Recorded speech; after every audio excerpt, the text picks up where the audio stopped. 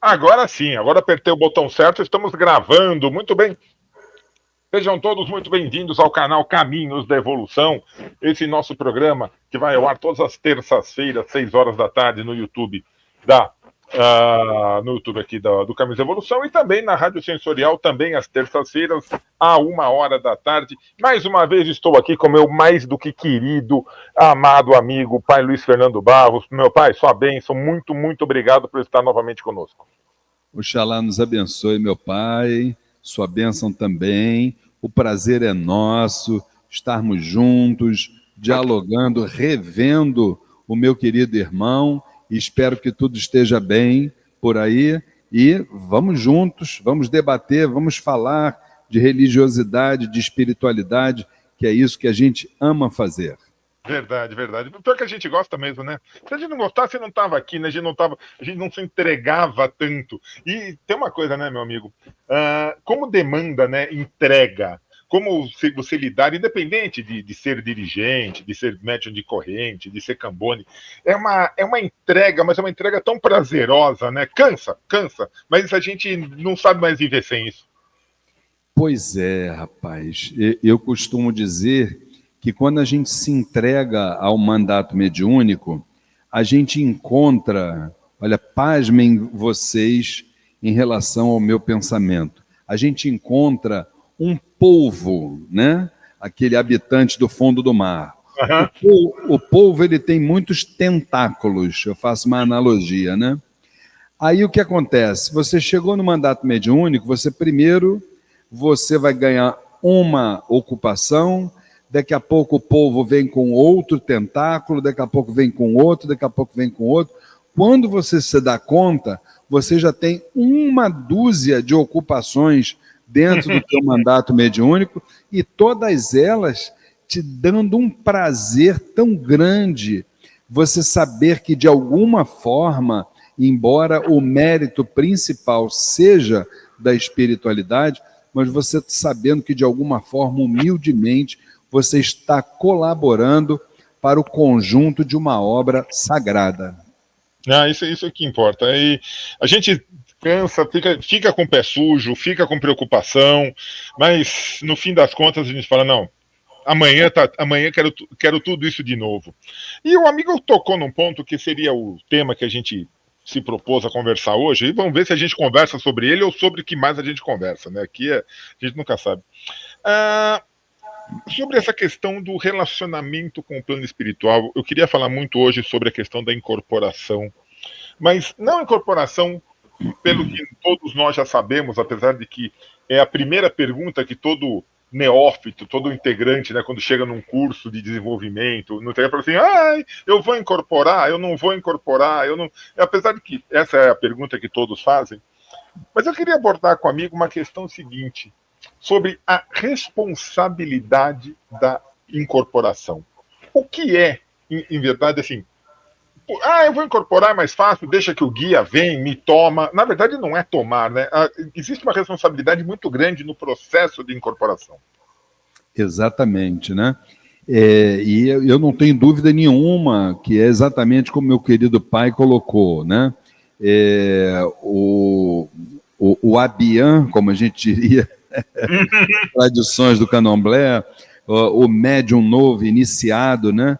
Ele, a primeira coisa, com certeza, a grande maioria deles vai pensar na questão da incorporação. Mas, infelizmente, a minoria é que tem realmente a ideia do tamanho da responsabilidade e possa também entender como essa responsabilidade ela é dividida dentro de um processo, né? Uhum. Então, a gente sempre diz que 50% dessa responsabilidade, ela cabe à parte espiritual, que sempre fez, faz e sempre fará a parte que cabe a ela, sempre, sempre. Uhum. Nós não precisamos nos preocupar com isso, porque a espiritualidade ela está diuturnamente ao nosso lado. Podemos até não sentir, isso é uma outra discussão. Não reconhecer, né? A gente não reconhece. Ele me abandonar. Bobagem. Exatamente, mas está sempre ao nosso lado. Então, a parte deles, a gente deleta porque tá sempre sendo feito. Agora, a nossa parte, que eu considero que é a parte mais frágil do processo, porque o ser humano, ele é um ser frágil, porque se ele não fosse frágil, ele não faria, vamos combinar aqui, né, meu pai? Ele não faria 10% das bobagens que fez, faz e fará sempre. 10%. O ser humano, infelizmente, é um ser doente, com raríssimas exceções. Então, a espiritualidade, ela reconhece, ela tem noção da nossa fragilidade. Então, ela sabe que, primeiro, para cada ser humano é um remédio específico, uma realidade específica, né? Não se pode colocar vários seres humanos dentro do liquidificador e bater, porque não vai rolar. Cada um é uma individualidade. E dentro dessa individualidade é uma história própria de vida. Essa história de vida que envolve, né, vamos lá, social, conjugal, profissional, amoroso e por aí vai, né? Cada um tem uma história própria ali para contar que, mesmo com uma tendência muito leve, remonta também a vidas passadas, tendência leve, atenção, nada de determinismo, né? Mas principalmente envolve aquela encarnação, o que ele está vivendo naquele momento, né? Nós sabemos que essas leis de causa e efeito, nós sabíamos que isso aí remontava de outras vidas, mas não. Existem tradições como o taoísmo, budismo, entre outras, que nos mostra que a lei de causa e efeito também funciona assim nesta vida. Então, está tudo muito, vamos dizer assim, muito diversificado quando o assunto é a realidade humana dentro do processo mediúnico, do processo de incorporação. E aí, meu pai, cada um traz uma história, né? É mais fácil a gente acertar na Mega Sena no final do ano do que saber o que o ser humano vai criar dentro daquela vida dele. É uma coisa de louco isso, né? Essa semana mesmo eu estava tendo a oportunidade, não é um assunto nosso aqui. Imagina, bate-papo. E nem a gente tem a pretensão disso, mas essa semana eu estava ouvindo aí os presidentes dos Estados Unidos e da Rússia falar em Terceira Guerra Mundial. Eu também. Você já teve a primeira e a segunda que não chegou a lugar algum, além de matar milhões de seres humanos, já está se falando em terceira, quer dizer, isso... E falam com uma facilidade, né? Como se estivessem falando do pastel da feira. Não é verdade? Parece que estão falando que vão no final de semana tomar um chopp com um amigo, entendeu? Então, quer dizer, isso deixa muito claro, meu pai, que o ser humano ele está sem rumo. Sim. Ele está sem rumo. Ele não sabe o que ele faz. Ele não sabe por causa de que ele foi colocado aqui nesse plano. Ele não sabe para onde ele vai depois que sair daqui. Ele não sabe nada. A única coisa que ele vê na frente dele é poder e dinheiro. Dinheiro e poder. Entendeu? Tudo isso provocado por um ego doentio. Um ego doentio, entendeu? Então, isso é um resumo, meu pai, vamos dizer assim, dessa questão dual, né? Dessa dualidade. Dessa balança não tão equilibrada, né? Exatamente. E aí, assim, a incorporação ela vai acontecer. Agora, o que você está incorporando, aí é uma outra discussão. Porque não, continua, por favor. A partir de uma lei de afinidade, você tem que saber o que você vai incorporar. Não é por aí? Exatamente. Eu sempre falo muito para os meus aqui da minha corrente, quando eu estou dando palestras, aulas, assim, a importância da incorporação é tão grande, é uma responsabilidade tão grande que o primeiro fato é assim: conheça quem você está incorporando? Ah, eu vou incorporar o preto velho, vou incorporar o Exu, vou incorporar o caboclo. Ah, não, deixa que vem. Não é deixa que vem. Não tem nada de deixar. Primeira coisa. Ah, vamos incorporar os caboclos. Que talvez seja uma linha que quem incorpora, todo mundo tem caboclo. Mas assim, mas você sabe, você entende o que é caboclo? Ah, caboclo é índio. Não. Caboclo não é índio. Ah, mas você conhece o seu caboclo? Eu trabalho com Pena Branca, que aliás é o guia-chefe aqui do Caminhos da Evolução. Agora, eu trabalho com Pena Branca, o Pai Luiz Fernando pode trabalhar com Pena Branca. São espíritos totalmente diversos e que não necessariamente trabalham da mesma forma. Eles podem se afinizar em muitos campos, mas não. Mas o meu Pena Branca pode trabalhar de uma forma, do Pai Luiz de uma outra totalmente diferente. Um terceiro Pena Branca pode ser totalmente diverso dos dois. Então, eu sempre falo, conheça a sua entidade. Conheça e os seus guias. Converse com eles. Entenda a energia. Até mesmo para que isso que o amigo falou aconteça assim. Eu senti o caboclo se aproximar. Pronto, mas essa energia não é dele. Eu conheço a energia do meu caboclo. Tem alguma coisa diferente aqui. Pode ser um outro caboclo. Ele pode estar trabalhando de uma forma diferente, está com uma energia um pouco diversa? Pode. Mas opa, essa não é a energia do Pena Branca, não tem nada, opa, tem alguma coisa errada aqui. Sabe, essa responsabilidade do que se está incorporando e ensinar isso é uma das coisas mais difíceis, porque o povo quer, eu entrego o meu corpo. Não, você não entrega seu corpo para nada. Esse entrego o meu corpo, né?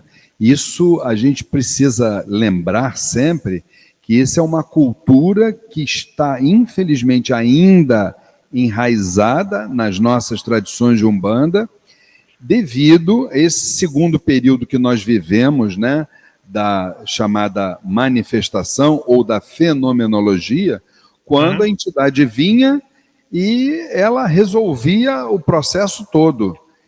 Chegava a pessoa lá, sei lá, doente. Ah, você está doente? Qual é a sua doença? Doença tá, olha, daqui a 3 dias você está curado. Você está o quê? Está desempregado? Ah, daqui a uma semana você está empregado novamente. Isso foi um período que existiu, a gente não pode deixar de considerar. E eu vi acontecer, não foi ninguém que me contou. Não, acontecia. Isso vai década de 70, 80, mais ou menos. Exatamente. Esse foi o cume, foi o cume dessa era. Agora, precisamos entender, e aí a gente precisa mergulhar no estudo, entender qual é a proposta que a espiritualidade tem para nós, que somos os trabalhadores. Essa época não existe mais, querido. Agora é parceria. E parceria, você precisa fazer a sua parte. Eles só nos pedem 2 questões.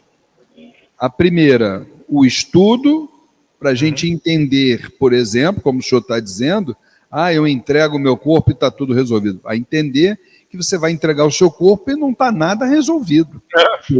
Pelo menos da sua parte não está nada resolvido, né? E a outra, que além do estudo, você vai precisar se transformar intimamente. E não adianta você ter muito estudo na cabeça e pouco amor no coração. Isso é uma coisa natural, filho. Ou você está na religião para se transformar, ou então vai vender pipoca na praia, que é a melhor coisa que você faz. Claro. Inclusive ganha algum, porque aqui dentro aqui não é para ganhar dinheiro. Você está entendendo o negócio? São coisas, e são coisas muito que não sei se para nós também que estudamos, que vivemos isso já há algum tempo, é uma coisa simples, e para os novos talvez não seja. Assim, mas por que eu não posso ser inconsciente? Nessa época, justamente onde a entidade resolvia tudo, a inconsciência mandava. Eu lembro da minha mãe, tanto minha mãe carnal e a fundadora do Grupo da Boa Vontade, porque ela era uma médium 100% inconsciente. E quando eu digo 100%, não é assim, quando ela incorporava, ela apagava e apagava mesmo. Que tem alguns médios inconscientes que, eu fui para não sei aonde, eu lembro onde eu estava. Ela não lembrava nada. Era como se ela apagasse, dormia, acordava, aconteceu alguma coisa. Isso podia ser uma incorporação de meia hora, como uma incorporação de 5, 6 horas. E não ficava nem cansada. Ela falou, parece que eu dormi. Parece que eu dormi. Hoje em dia, eu não vou dizer que não existem mais médiums inconscientes, porque eu acho que toda generalização é burra, mas assim, a mediunidade inconsciente não faz mais sentido, porque quem tem que aprender alguma coisa somos nós. Então, nós temos que. Quantos e quantos passes, quantas e quantas consultas que a gente está lidando, a nossa mediunidade, a minha pelo menos, é uma semi-consciência, mas na hora eu sei, depois eu não lembro uma palavra, mas de repente eu fico mais consciente e falo, opa, isso é para mim. Isso que que é o caboclo, que o Exu, que o cigano, está falando através da minha voz, é muito mais para mim do que para o consulente. Com certeza. Eu preciso aprender muita coisa. E se eu for inconsciente, eu vou aprender o quê? Nada. Perfeito, meu pai. O senhor foi, mais uma vez, cirúrgico. Na realidade, essa época da manifestação ou da época da fenomenologia, que, obviamente, a maioria dos médiuns atuais não viveu, né? Até porque se a gente olhar dentro dos terreiros de Umbanda, a grande maioria são jovens, né? Então, exatamente. Então, o que ocorre? Nós vimos acontecer muitos fenômenos, isso era quase que automático acontecer em todos os terreiros de Umbanda, tá? Fora da Umbanda também, candomblé, espiritismo. Então, se eu falar do espiritismo, eu só dou um exemplo que já fecha a questão, né? Como pode uma criatura, um ser humano, psicografar dezenas de livros em outros idiomas sobre os quais ele não tinha conhecimento nenhum, como era o caso de Chico Xavier, e psicografou isso tudo. Então, acho que dentro dessa realidade a gente já fecha a questão.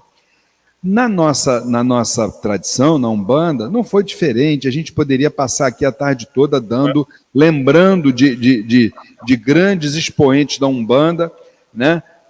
O próprio Zélio Fernandino de Moraes, o Benjamin Figueiredo, a nossa querida, já na década de 70, a nossa querida mãe Cacilda de Assis, lá com seu Sete Rei da Lira, entendeu? Então, são diversos, dezenas, centenas de médiuns, fora aqueles pouco conhecidos, que a gente cansava de ir nos terreiros de Umbanda e via Exu andando incorporado, andando em cima de brasa, apagando charuto na língua. Exatamente. O meu pai espiritual, Babalorixá Paulo Newton de Almeida, ele, quando incorporava o Exu veludo, que era o Exu de frente dele, ele tomava pelo menos meia dúzia de garrafas de cachaça, assim, ó, sem tirar da boca. Virando.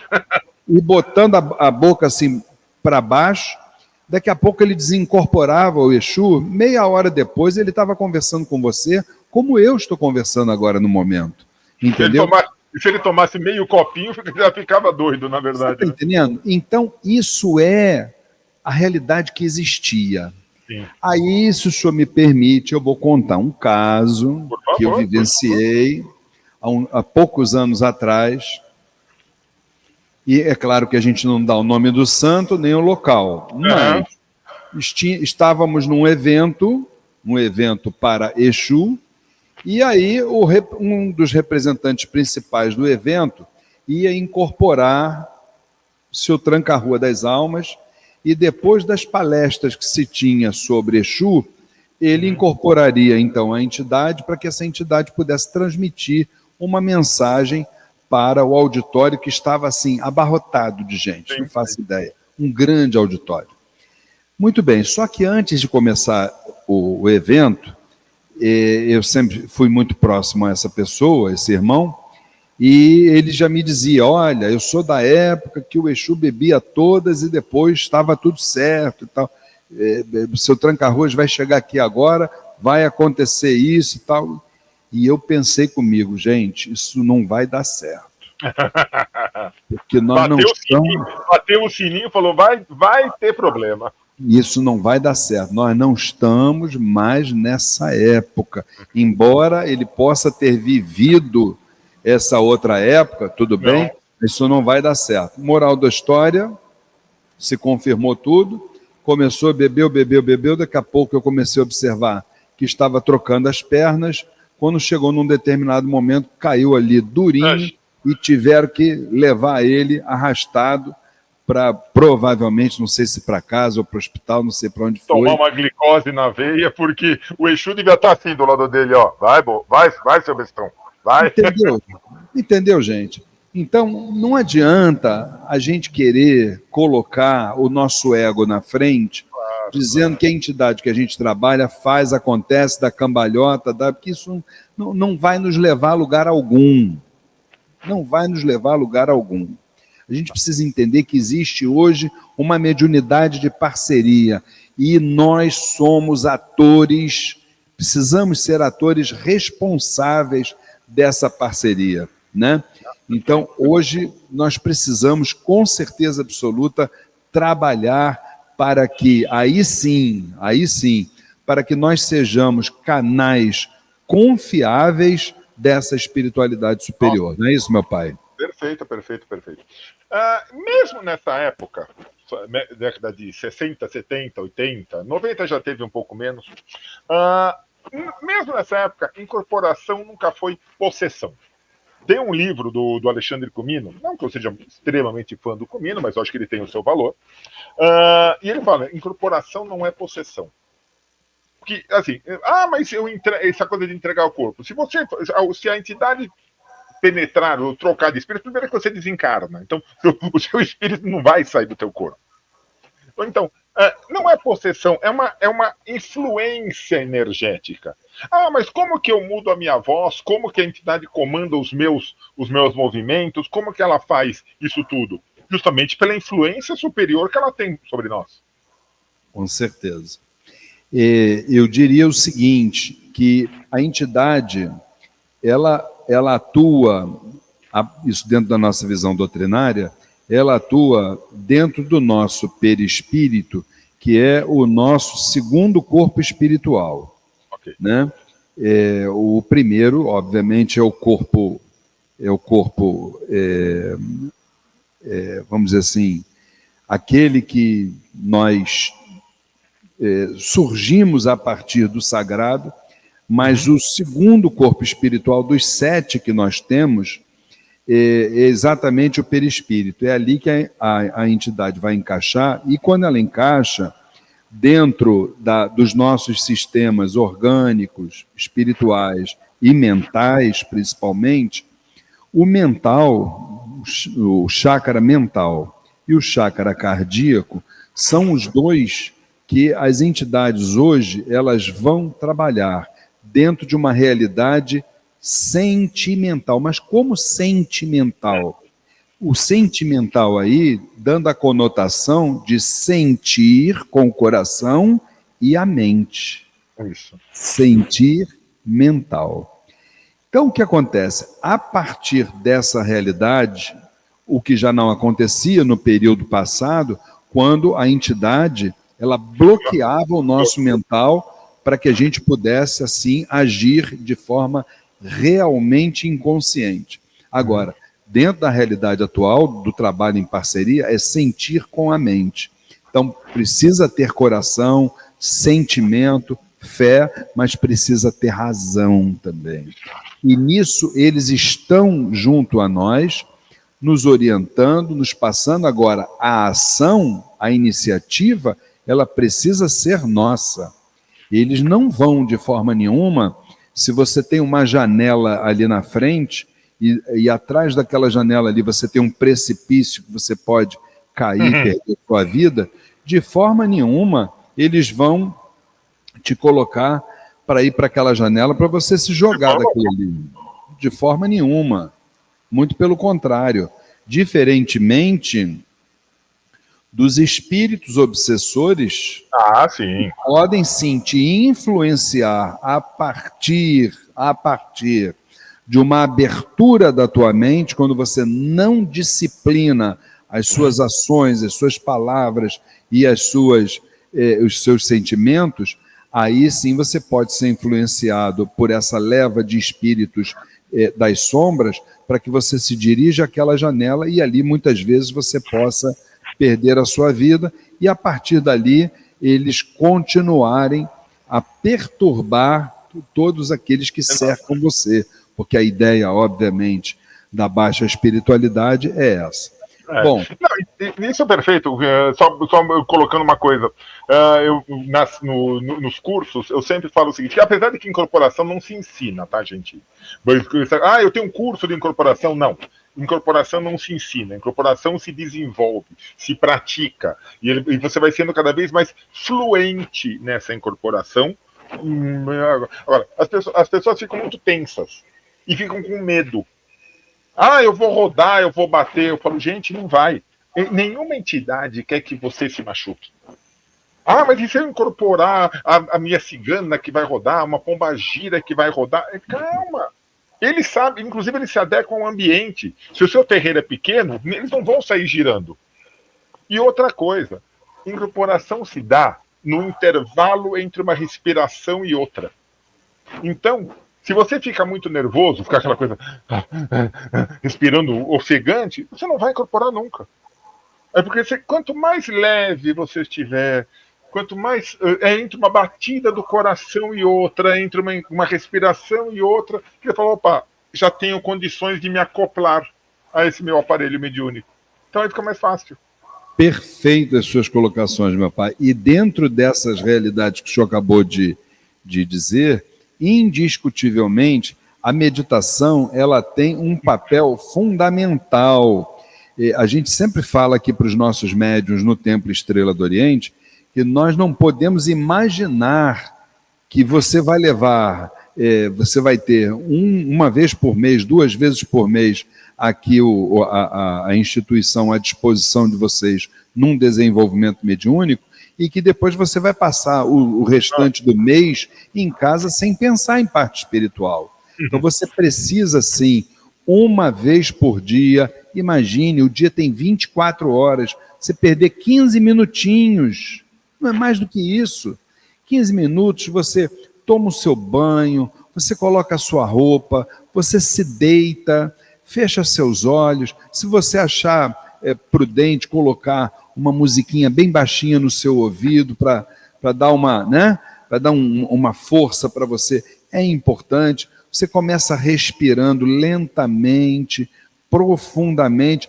porque quando a gente respira, exatamente o que o senhor acabou de falar, quando a gente respira lentamente, profundamente, nós estamos informando para o nosso cérebro que tudo está correndo maravilhosamente bem. A partir daí, todo o nosso complexo mental, espiritual, orgânico, todo funciona como uma orquestra harmônica. E aí sim a entidade tem condição de se aproximar e se manifestar. Então nós precisamos nos dedicar 15 minutos apenas, diariamente, para essa meditação. E aí a gente pode buscar ali dentro, no nosso mental, um ponto de fixação para aquilo ali também atrair as vibrações. Então, existem muitas técnicas que você pode fazer, desde que você esteja disposto a entender que desenvolvimento mediúnico, ele não se dá apenas dentro do terreiro. Você, 4 horas por dia, você é um médium e precisa se capacitar, se tratar para tal, principalmente dentro dessa questão que o senhor acabou de falar da sintonia vibratória.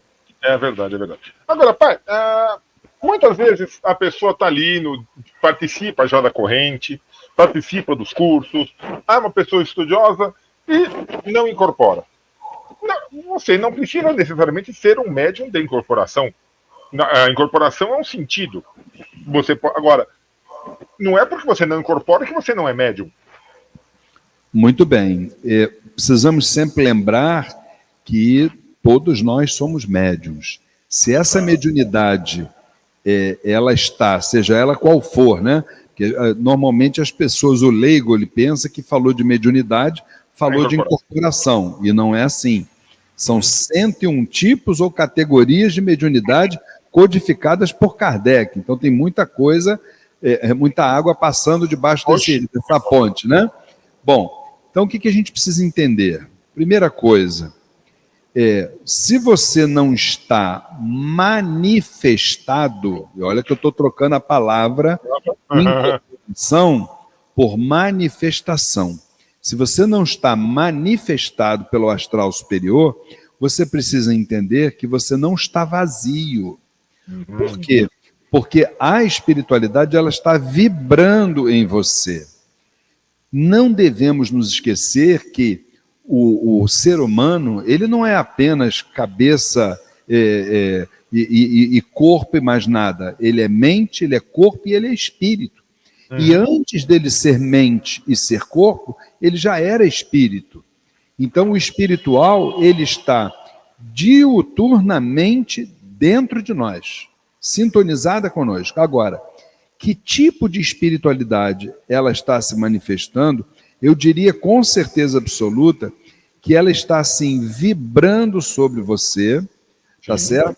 E mais do que isso, felizmente, eu acho que dentro dessa realidade que nós vivemos dentro do trabalho de um terreiro de Umbanda, essa questão de dizer se você está incorporado ou se você está refletido pela espiritualidade, isso vira uma discussão posterior, porque o principal é entender se você, como ser humano, está capacitado e é uma pessoa, é um médium confiável para você passar sem interferências a mensagem que chegar no seu mental. A gente precisa sempre relembrar o que uma vez o Exu falou aqui e a assistência regalou 2 olhos desse tamanho, que dentro da mente existem 2 realidades, Deus e o diabo. A que você vai alimentar, suas escolhas é que vão determinar. Então, se é desta forma, você precisa entender que a mensagem que você trouxer, não importa se você está incorporado, se você não está incorporado, se você está dentro do seu trabalho, dentro da sua casa, no meio da rua, seja onde for, a mensagem que você trouxer, se não for através da palavra, a sua ação, o seu pensamento, isso influencia tanto quanto aquele que está incorporado ali dentro do terreiro de Umbanda. Aos olhos da espiritualidade, não tem diferença nenhuma. Aquele que está dizendo ali que está com caboclo 7 flechas, 7 isso, 7 aquilo, ou aquele que está lá na portaria ali do Templo Estrela do Oriente, que abre a porta para o irmão e diz assim, boa noite, meu irmão. Seja bem-vindo. Aqui a sua senha, dá um abraço. Esse acolhimento é fundamental. Quantos, pai, quantos entraram aqui e deram o seguinte depoimento? Eu hoje ia dar cabo da minha vida. Mas só pelo boa noite que eu recebi assim que eu cheguei, eu já mudei de ideia. Você está entendendo, meu pai? Então, isso é uma discussão posterior à questão da manifestação, da irradiação da entidade sobre nós.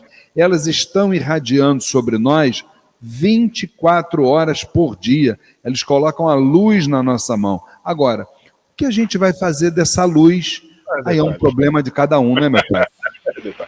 Dito isso, meu irmão, eu vou lhe fazer uma pergunta que eu tenho entrado nesse debate algumas vezes. É possível haver Umbanda sem incorporação?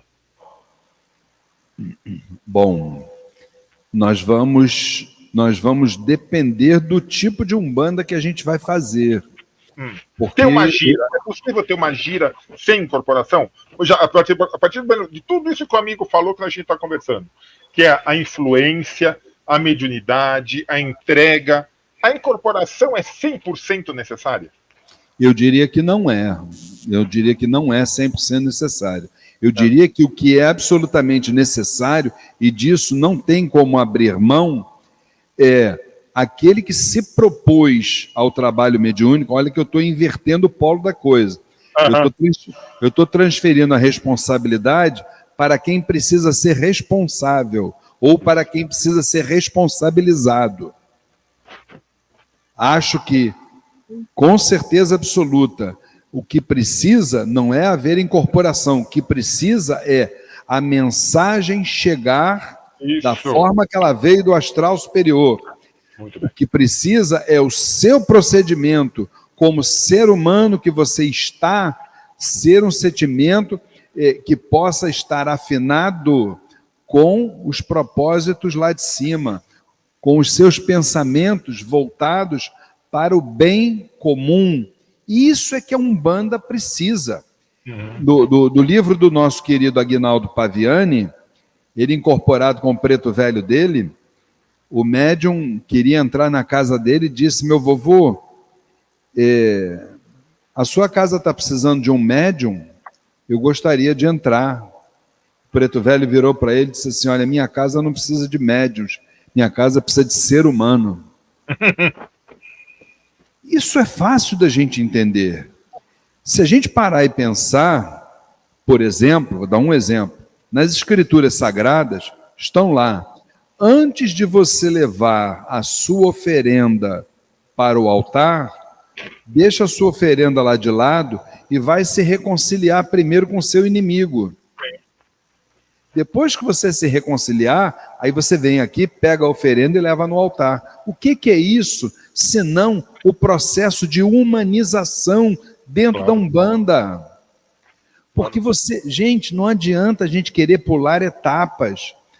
Nenhum de nós vai conseguir se espiritualizar sem antes se humanizar. Não adianta. Ah, mas isso é difícil, Pai Luiz. Mas alguém está dizendo aqui que é fácil? Ninguém falou que a jornada é simples, é fácil, é tranquila. Mas é possível. É possível. Se um ser humano chegou lá, Jesus Cristo, Siddhartha Gautama, o Buda, Chico Xavier, Kardec, etc, etc, etc. Ah, mas eu não sou nenhum deles. Você pode não ser nenhum deles agora, mas você pode chegar a ser. O próprio Jesus falou que todos nós podemos ser Deus. Esses aí falavam que eles não tinham nada de especial. Eles só tinham uma boa vontade, um bom senso, eu diria, uma vontade de realizar, coisa que nos falta. Mas eu prefiro. Eu tô cansado para ir pro terreiro hoje, é melhor não ir. É isso. O que o nosso mestre Jesus diz? Você quer me seguir? Deixa de lado aquilo que o tempo pode levar, que é o materialismo, e me segue. Agora, quem é que quer deixar de lado aquilo que o materialismo proporciona? Se eu puder ir de carro, tudo bem, né? Se eu não puder ir de carro, vai complicar. Eu lhe sigo, mas no conforto do meu carro. Você está entendendo? Então, a gente precisa entender isso. O terreiro de Umbanda, o que ele precisa é amor.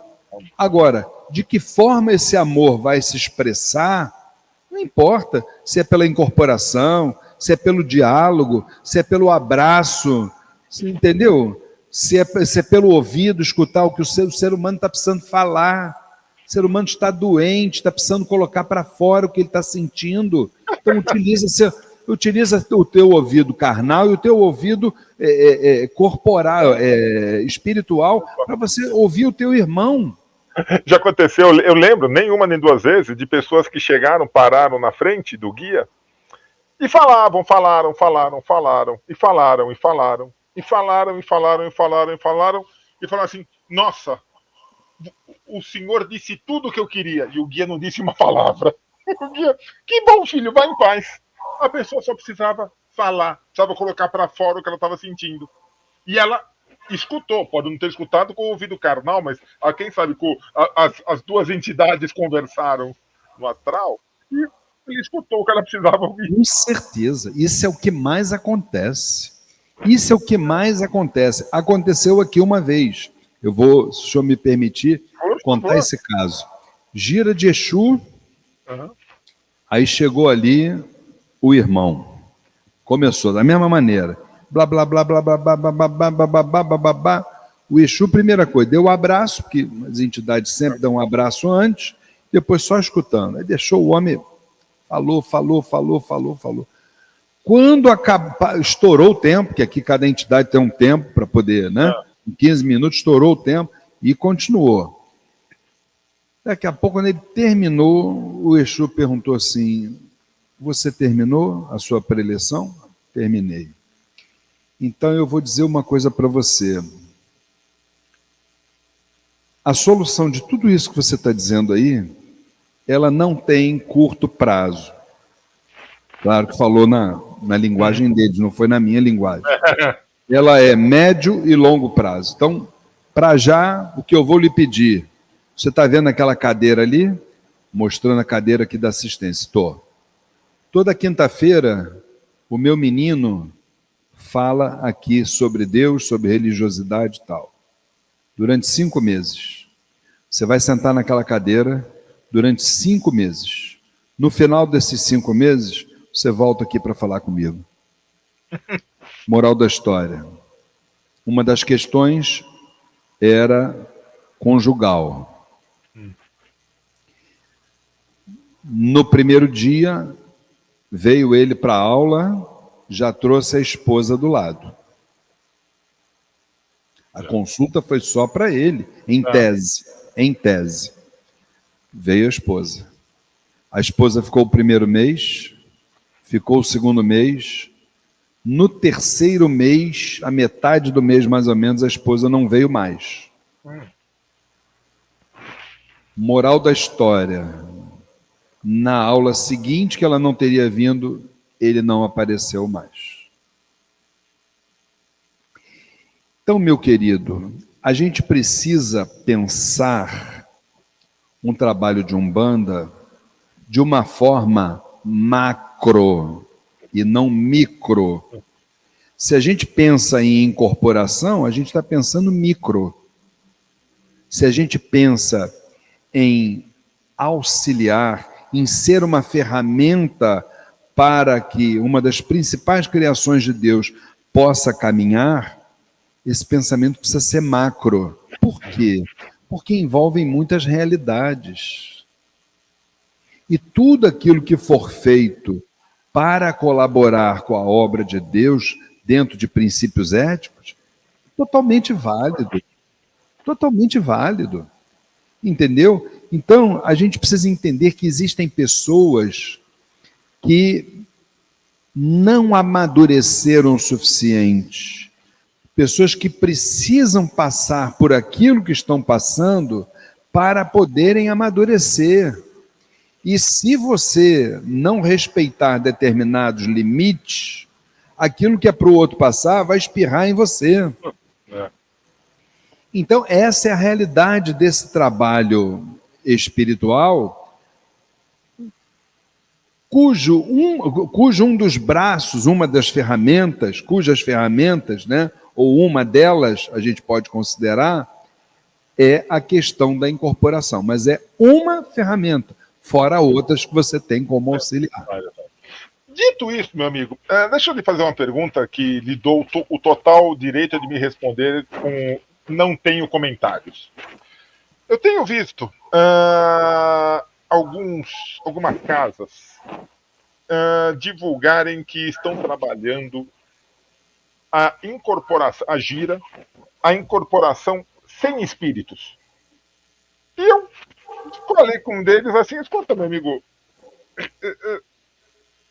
você não precisa incorporar, mas a partir do momento que você se coloca incorporando, você tem que incorporar alguma coisa.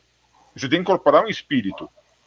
Não, a gente incorpora arquétipos. Falei, não, vocês podem trabalhar arquétipos, eu acho legal isso. A Umbanda é uma religião arquetípica, ela trabalha muitos arquétipos.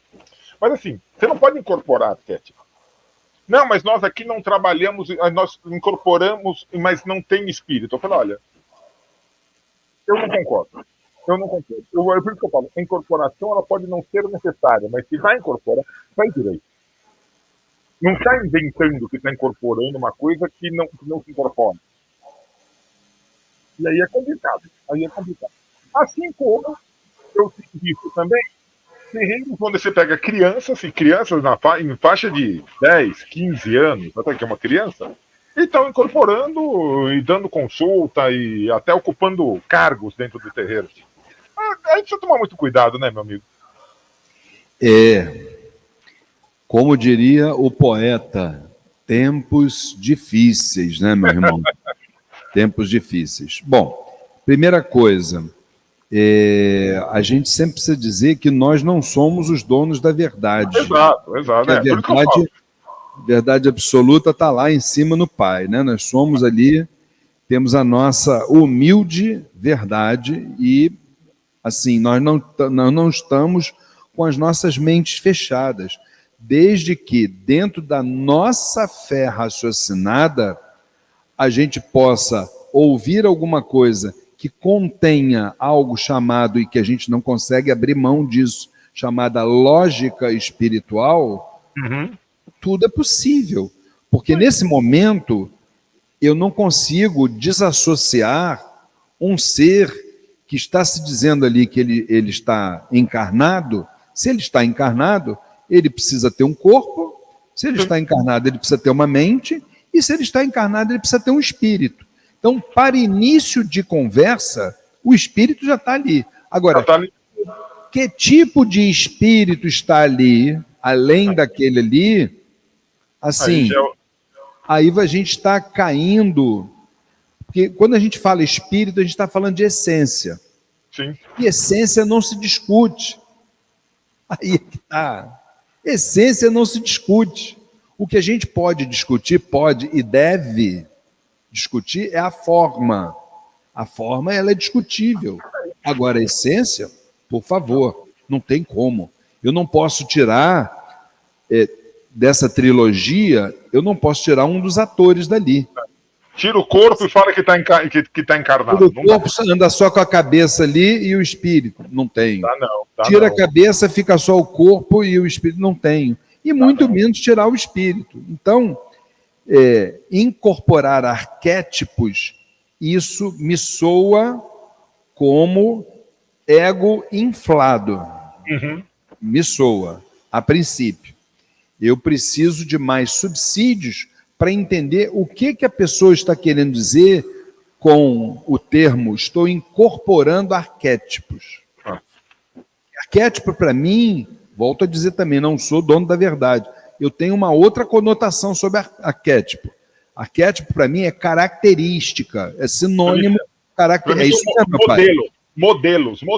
Assim, vamos trabalhar o arquétipo de Cleópatra. O que é Cleópatra? Uma mulher poderosa, rainha do Egito. Vamos empoderar. Ok. Agora, entendeu? É isso que eu vou incorporar a Cleópatra, né? Dá licença. Entendeu? Então, precisa primeiro... Faz uma coisa, queridos. Troca primeiro o nome para... Porque dentro das nossas tradições, uma das coisas que eu aprendi desde pequenininho é que Umbanda é arroz com feijão. Quando você bota arroz com feijão e outros temperos loucos, a coisa desanda. Então faz uma coisa. Para a mensagem poder chegar redondinha, troca essa palavra arquétipos e traduz isso para a maioria dos ignorantes, entre os quais eu me incluo. O que você está querendo dizer com arquétipos? Para eu poder entender. Senão, que palavra difícil eu não entendo. Ou troca a incorporação. Nós aqui trabalhamos com modelos mentais e com modelos para o desenvolvimento de... Dá uma explicação que você quiser, mas não usa termos que só vão gerar confusão. Senão a gente cai na história do sexo dos espíritos, entendeu como negócio? Então, tá? Devagar. Outra coisa, essa questão que o senhor colocou sobre incorporação em crianças. Primeira coisa que a gente precisa lembrar, né, sempre, acho que isso é meio que automático, né? São critérios. Quando se fala de incorporação com criança, ou se vai falar sobre criança com uma visão espiritualista, sempre precisamos lembrar que o ser humano, seja ele qual for, ele tem uma idade no espírito e tem uma outra idade na matéria. Primeira coisa que a gente precisa entender. Mas são questões separadas até a página 15. Depois da página 15, elas estão interligadas, que uma está ligada à outra. Sim, fato. sim. Então, se uma está ligada à outra a partir da página 15, a gente precisa entender que a criança, por mais idade espiritual que ela possa ter, louvável, está tudo bem, sabe que existe, mas existe até a página 15. Porque em parte espiritual, e nós estamos falando de um espírito mais envelhecido, olha aí, ó, isso aqui, espírito envelhecido, em parte espiritual, só nós, adoentados humanos, é que pensamos que a gente pode pular etapas. Na parte espiritual lá em cima mesmo não tem isso não, filhão. Se você é criança na carne, você vai ter que cumprir uma série de etapas até chegar lá na fase adulta. Então, por favor, tira o pé do acelerador, pega leve. Devagar com andor. Devagar com andor. Tá? Então, o que acontece? E tem que ver outras variáveis nesse tema também. Por quê? O menor de idade, ele está atrelado à responsabilidade legislativa das leis em relação aos pais. E será que os pais também são umbandistas ou são evangélicos e não permitem? E aí como é que fica essa realidade? Então não é só chegar e apresentar o papel de presente, você tem que apresentar o conteúdo também, porque tem muita coisa envolvida nessa questão. E a partir daí, entender uma coisa para deixar tudo claro. Mandato mediúnico, embora exista uma parcela aí que está realmente banalizando, brincando, esculachando aquilo que para nós é sagrado, mandato mediúnico para nós que viemos de uma outra época, mandato mediúnico não é brincadeira. Não é brincadeira de criança. Não é. Quando você está à frente de um trabalho espiritual, como eu vi na reportagem, meu pai, dizendo que algumas crianças seriam até líderes de instituições religiosas, a gente precisa entender que nós estamos lidando ali dentro com vidas e somos corresponsáveis por essas vidas. Um aconselhamento mal feito, você pode responder juridicamente. Isso a maioria dos dirigentes nem sabe disso. Não tem nem ideia disso. Você dá uma orientação errada, a pessoa se joga de um viaduto e dá cabo da vida. E aí depois, quem é o responsável? Então não vamos brincar com a vida alheia. Tá? Vamos parar de querer, isso aí é somente as pessoas querendo pular etapas. Você é criança, você vai ter que brincar. Você vai brincar, você vai estudar, você vai se preparar para ser um ser humano digno. Porque se você for digno, lá na frente, a própria espiritualidade vai apontar o dedo para você e vai dizer assim, esse aqui é um escolhido. Esse aqui eu quero. Esse aqui eu quero. Está dando retorno. Está dando retorno minha voz agora, mas não tem problema. Estamos terminando já, senão daqui a pouco a gente toma bronca. Aliás, é um excelente tema, meu pai, para a gente ter no nosso próximo bate-papo. Crianças na Umbanda. Não a criança, o herê, o IBG, não. Criança. Porque tem terreiro que a criança ir numa gira é um problema.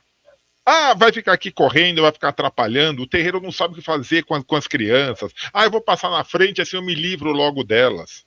Tem casas, perdão, eu não acho que o Templo Estrela do Oriente seja assim, se for, peço já seu agô, mas assim, que não permite criança em gira de esquerda.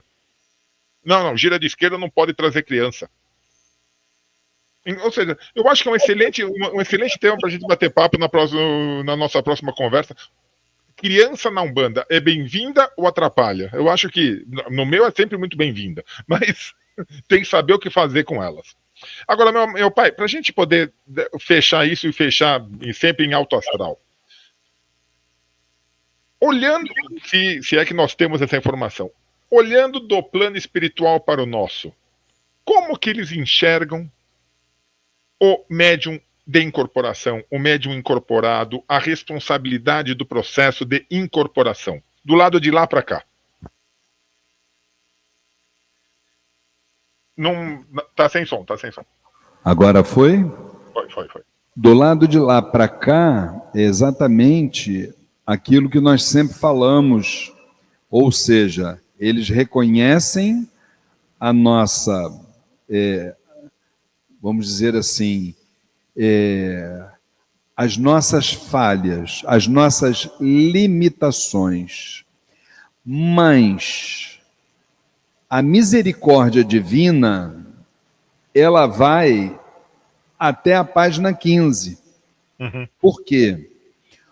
Porque, embora nós sejamos falhos, sim, somos falhos, ok.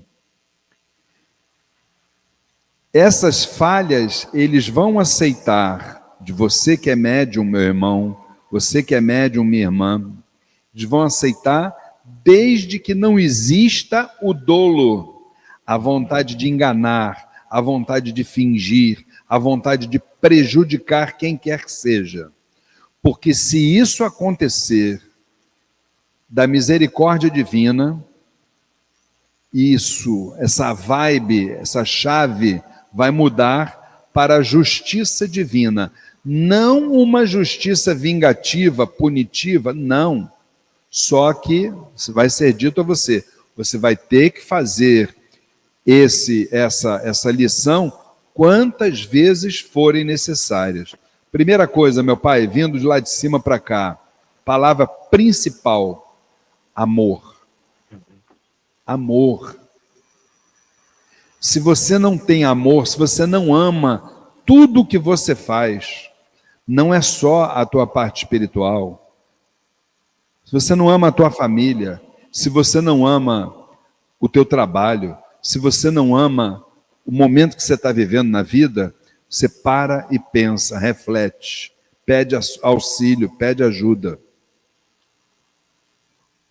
O que se deriva desse amor, que também não se abre mão de lá de cima para cá, é uma palavra chamada, em grego, ética, ethos, que no português quer dizer caráter. Não há a menor possibilidade de um projeto religioso, espiritual, ir adiante se não houver caráter.